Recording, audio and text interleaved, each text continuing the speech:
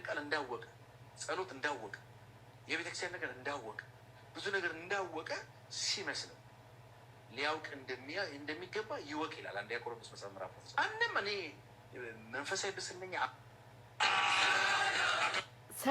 ሰላም እንደምናችሁ ውድ ጓደኞቼ፣ ይህን ቪዲዮ የምትሰሙ ሰላምታዬን አቀርባለሁ።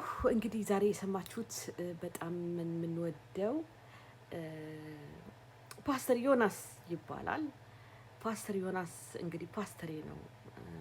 ለኔ በቤተ ክርስቲያን ያጠመቀኝ ብዙ የመጀመሪያውን የህይወት መንገድ ያሳየኝ ነኝ እና ዛሬ እንግዲህ ልናገርበት የምፈልገው ፕሮግራም ስለ ወጣትነት ነው እና በኢትዮጵያ እንግዲህ አሁን አመታዊ ወጣቶች መልካም ወጣት ፕሮግራም ይተላለፋል። ይህንንም አደንቃለሁ እና እኔ ምንድነው በተለይ ወደ ቤተ ክርስቲያን በመጣን ጊዜ በጣም ወጣቶች ነበርን።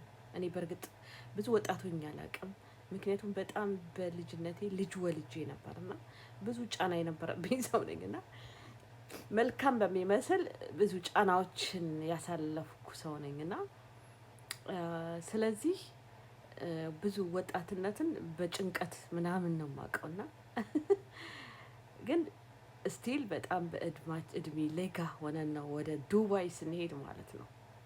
እና በዛ መንገድ ላይ እንግዲህ የተገናኘን መሪያችን ፓስተር ዮናስ ኤልያስ ይባላሉ እና በጣም ትዝ ይለኛል። ዛሬ እንዲያውም ስሰማው በጣም እያሰብኩት ነበር። ሁሌ አስበዋለሁ። እንዲያውም አንዳንዴ ሳወራው በቃ ወይኔ ፓስተር ያ ህይወት ደግመው ይሆን እላለሁ። በጣም ወደው ምክንያቱም እንደዚህ አልነበርኩም። ገባችሁ? ምንም አንድ ጥቅስም አላውቅም እኔ። እንዲያውም በቃ እንጣላ ነበር ምናምን እና በቃ ደውዬ በቃ ደበድባታለሁ ምናምን፣ ኧረ ቤቲ እንዲህ ተብሎ ተጽፏል ምናምን እያለ በቃል ገባችሁ?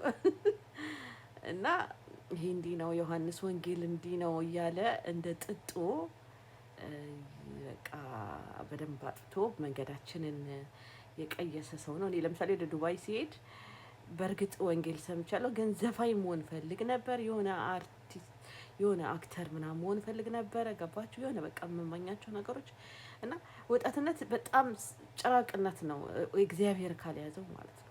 እና እኔ በጣም ትልቁን መከራ ደግሞ ያሳለፍኩት በልጆቼ ነው እና አውቀዋለሁ ማለት ነው። ወላጆች የሚያልፉበትን መከራ መጽሐፍ ቅዱስም ስታዩ ዳዊት አስጨናቂ ህይወት ከልጆቻቸው ጋር፣ ያዕቆብን ህይወት ከልጆቻቸው ጋር በጣም ቀላል አይምሰላችሁ ማለት ነው። በጣም ስሙዝሊ ቀጥታ መንፈሳዊ ነገር ላይ የገቡላችሁ ካላችሁ እድለኞች ናችሁ።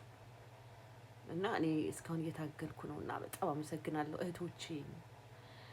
በቃ ለኔ ትልቅ አብረውኝ የሚጋደሉ በጣም አመሰግናቸው እና ደስ ይለኛል። እና ዛሬ በቃ ደግሞ ወንጌላዊ ያሬድን በጣም ደስ የሚል መልእክት ይዞ ነበር የመጣው። ከእንደገና ደግሞ ማሙሻ ምን ወደው ሁሌ ነው የምንጠራው ማሙሻ ሁሉ ሰውና እግዚአብሔር ይባርከው። የኛ የሀገራችን ቢሊ ግራሃም ነው የምለው ነው እና ብዙ ተጽዕኖ ፈጥሯል በህይወታችን ላይ ሳናየው ማለት ነውና ከእንደገና እሱ ደግሞ ስለ መንፈስ ቅዱስ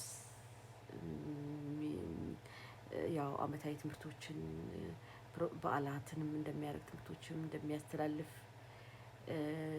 ለነገሩ ጽፎ ማይቼ ነበረ እና ደስ ነው ያለኝ። ከእንደገና ደግሞ መልካም ወጣት በቃ የተባረኩ ወጣቶች ገባችሁ? ወጣቶች ላይ መስራት ትልቅ ሚና አለው ለሀገር፣ ለጀነሬሽን፣ ትልቅ ነገር ነው ብዬ አስባለሁ። ማለት ተዘጋጅቼ አይደለም ማወራው፣ ግን በቃ ወጣቶች ላይ መስራት ልናበረታታ ያስፈልጋል። ሁላችንም እንዲያውም ሌሎችም ቤተክርስቲያናት፣ ሌሎችም ራእዮች መነሳት አለባቸው። በዮናታን ብቻ መብቃት የለበትም አይደለ እንዴ? ገጠሩ ላይ ወጣቶች ምክንያቱም ቀጥለውን ዘመን ተረካቢ ወጣቶች ስለሆኑ ወጣቶች ላይ መስራት ትልቅ እድል አለው ብዬ አስባለሁ። ከዛ ወጣቶች ደግሞ እስራኤልን እንዲያውቁ ደግሞ እንዳትረሱ ይሄ ዋና መልእክቴ ነው። ይህን የምትሰሙ በአጠቃላይ ለወጣቶች ከእስራኤል ጋር ያላቸው ሪሌሽንሽፕ ጥሩ እንዲሆን መምከር አለብን፣ ማስተማር አለብን።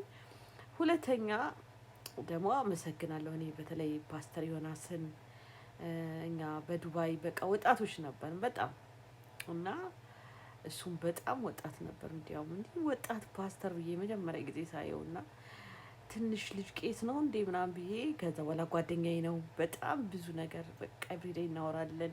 ኤቭሪዴይ በቃ የጸሎት ህይወት፣ የእምነት ገባችሁ እና ብዙ ነገር ከሱ በኋላም ብዙ ነገሮች ተምሬያለሁ። ግን የመጀመሪያውን ከሱ ጋር እያሳለፍነው ህይወት ነው እና ብዙዎቻችን በብዛት እዛ ዱባይ በትዳር የተባረኩ በልጆች የተባረኩ በቃ መንገዳቸው በደንብ ተስተካክሎ አሁን ትልልቅ ሰዎች ሆነን አሁን እዚህ ዋትስአፕ ላይ አብረን እናገለግላለን።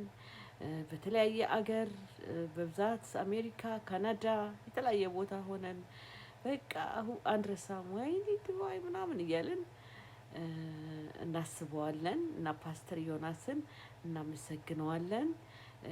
ሌሎችም ገባችሁ እንደዚህ አሁን የምንሰማቸው አገልጋዮቻችን ሁሌ ምግብ የሚያቀርቡልንን እናመሰግናለን። እግዚአብሔር ደግሞ ልጆቻችን እንዲባርክ ከእንደገና ይሄ ወጣቶች ፕሮግራም ባርኮ ህዝባችን ምድራችን የተባረከ እንዲሆን በእውነት ከልቤ ነው ምጸልየው። በቃ የተባረኩ ወጣቶች ይህ ፕሮግራም ተባርኮ ለእግዚአብሔር ክብር ይሁን እና ሰይጣንም ደግሞ ይህንን እንደማይወድ ልብ እንበል እና መልካሙ ነገር አይወድም። ስለዚህ ወጣት ለኢየሱስ ክብር ለኢየሱስ ይሁን። ተባረኩ።